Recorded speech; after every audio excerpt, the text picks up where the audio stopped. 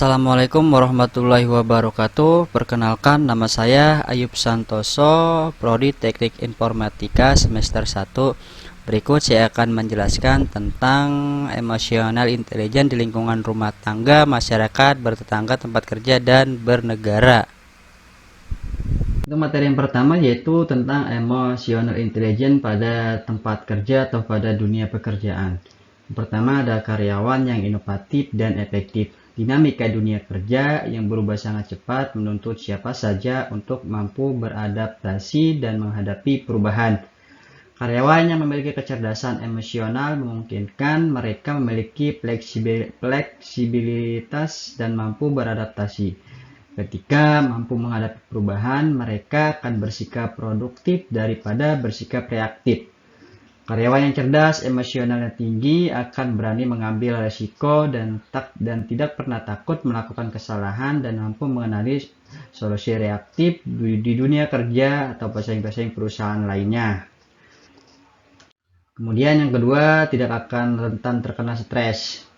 Dari 65% seorang karyawan mengaku pekerjaan adalah sumber stres utama mereka. Hal ini disebabkan karena beban kerja yang berat, jam kerja yang berantakan, kemudian lingkungan yang tidak sehat. Untuk itu, selain kecerdasan intelektual, karyawan juga harus memiliki kecerdasan emosional untuk kemampuan lebih seseorang dalam memotivasi diri, ketahanan menghadapi kegagalan, mengendalikan emosi, dan mengatur keadaan jiwa. Kemudian yang selanjutnya adalah emosional intelijen di dalam keluarga atau dalam berumah tangga.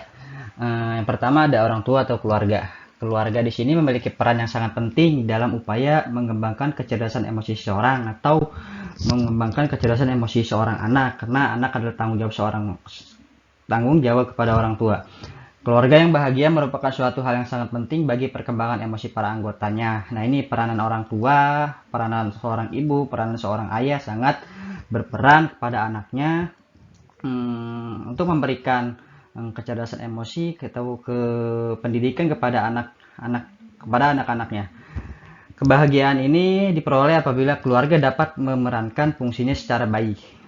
Fungsi dasar keluarga adalah memberikan rasa memiliki, rasa aman, kasih, dan mengembangkan hubungan yang baik di antara anggota keluarganya. Jadi peranan keluarga, peranan seorang ayah yaitu memberikan kasih sayang, rasa tanggung jawab, pendidikan, dan lain sebagainya kepada anggota keluarganya tersebut seperti anak, istri, dan lain sebagainya. Kemudian emosional intelijen dari keluarga yang kedua adalah pendidikan anak usia dini atau memberikan pendidikan kepada anak usia dini. Imitasi yang dilakukan anak tidak pada hal baik jika orang tua menampilkan hal yang tidak baik. Artinya tingkah laku anak bagaimana tingkah laku orang tua. Anaknya baik mungkin ngelihat cerminan diri kepada orang tuanya. Atau sebaliknya, orang tuanya tidak baik maka anaknya pun akan bertingkah laku tidak baik. Kemudian maka anak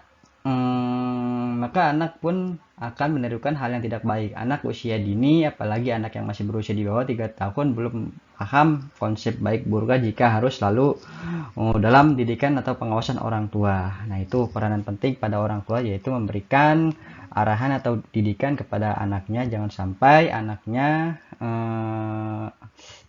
bertingkah laku tidak baik.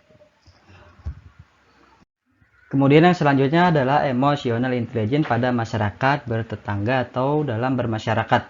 Yang pertama adalah manajemen diri sendiri dalam bermasyarakat.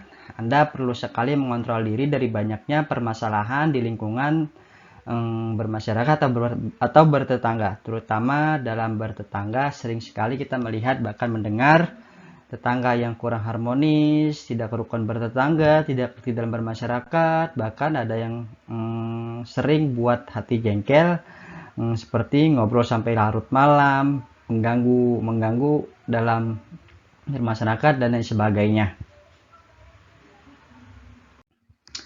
Kemudian emosional intelijen pada masyarakat bertetangga yang kedua yaitu menjadi seorang pemimpin di tingkat desa atau di tingkat rukun tetangga atau RT. Seorang pemimpin baik tingkat kecamatan, kelurahan, RW maupun tingkat RT memiliki peranan penting bagi masyarakat yang dipimpinnya. Dalam menjadi peranan Perannya sebagai seorang pemimpin, seseorang sangatlah membutuhkan kecerdasan emosional untuk menghadapi warga atau masyarakatnya di sekitar yang berperilaku macam-macam karakteristiknya. Ada yang pro dan ada yang kontra.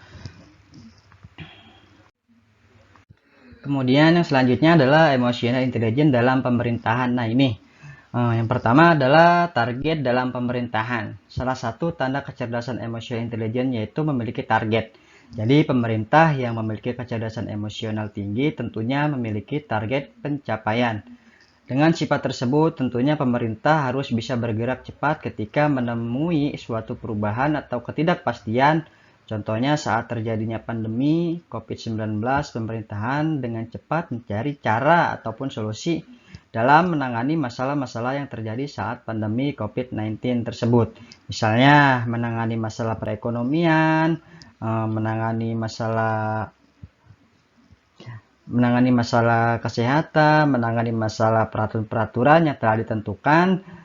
Itu sangatlah dibutuhkan dalam pemerintah untuk tercapainya target di pemerintahan tersebut.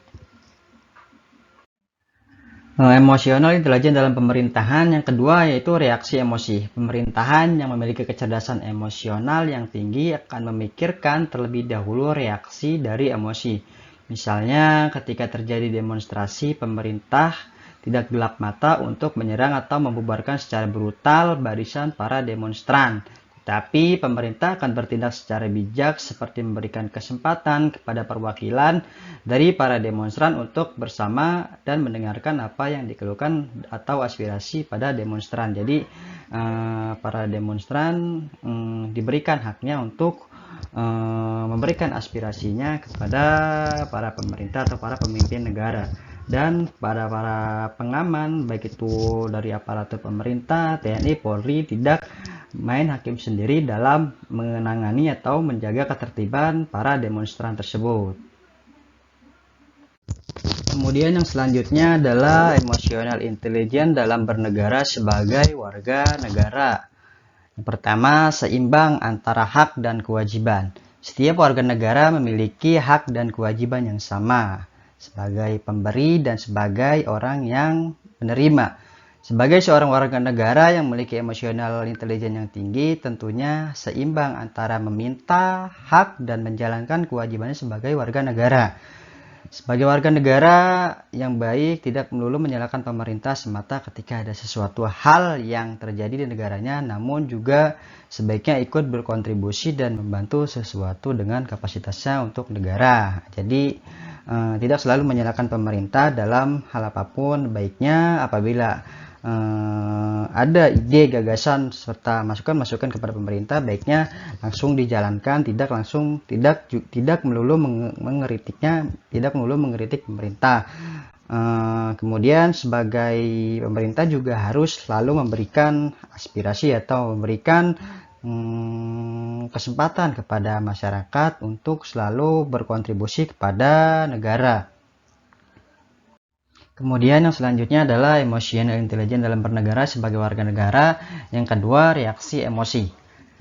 Sebagai warga negara yang memiliki emotional intelligence yang tinggi dalam menghadapi masalah di dalam bernegara, tidak selalu menyalahkan pemerintah secara membabi buta. Contoh ketika ada pengesahan undang-undang tentang peraturan ketenagakerjaan, boleh saja kita melakukan kritik, boleh saja kita melakukan demo, asalkan ada